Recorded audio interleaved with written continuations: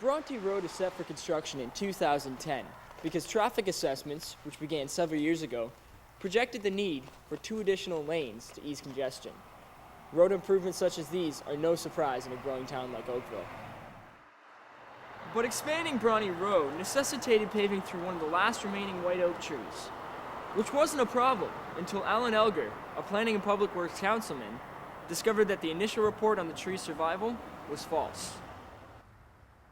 Totally different report. One report said we don't know whether it could win, the one that came out in the fall of 2002, and yet the report from the expert stated that the tree would live indefinitely.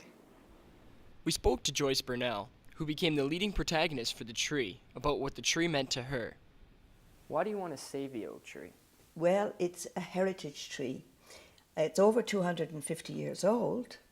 Believe it or not, it's 3 times my age, so it survived for 3 centuries. Not only has the tree stood the test of time, but also humans, who have already tried to remove her twice at the expense of the town development. Not wanting to change the project in progress, the Halton region decided to hand the responsibility of saving the tree to the citizens. We were given a mandate to see if we could raise $343,000. That's a lot of money, especially for people like myself that wouldn't even have that much. Joyce continued to tell us how a group of amateur fundraisers who didn't know each other spent day and night managing fundraising events to gain support. However, December hailed the inauguration of a new council that could annul the campaigners' efforts. Facing an unseen future, the Tree Committee admitted the need for an extension of the deadline or financial aid from the new council, which meant using taxpayers' money, a task that not all would be in favor of.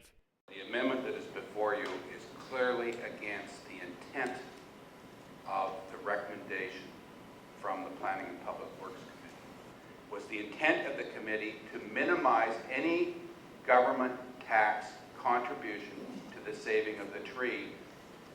So I can't accept the proposed amendment. Alan told us the remaining funds needed would be an insignificant percentage of the region's net annual budget, and that the region presented only petty problems. Difficulties were that just the mindset were people that really don't care very much about trees, and trying to throw another smoke screen that, well, we don't want to spend taxpayers' money. But Joyce made it clear that it wasn't about the money. The past. We have to learn from the past. Saving this tree would leave the connection for the next generation.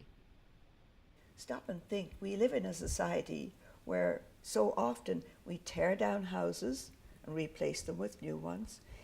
We cut down trees, plant new ones, and we also put our senior citizens in homes and sometimes forget them.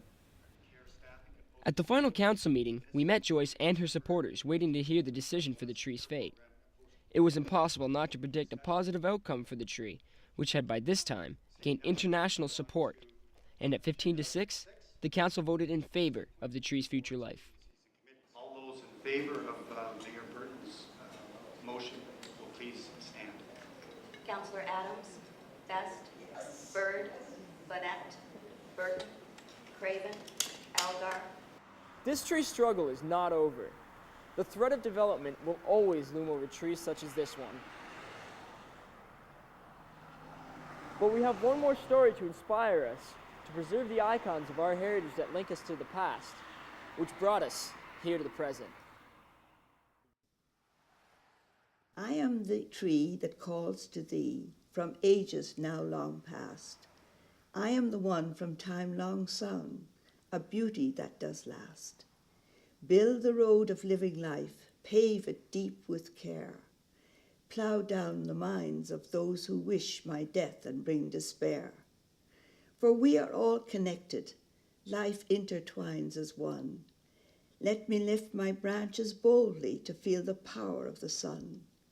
May all the children gather in the blanket of the shade and read the words of happiness about the day that I was saved. And it will be saved.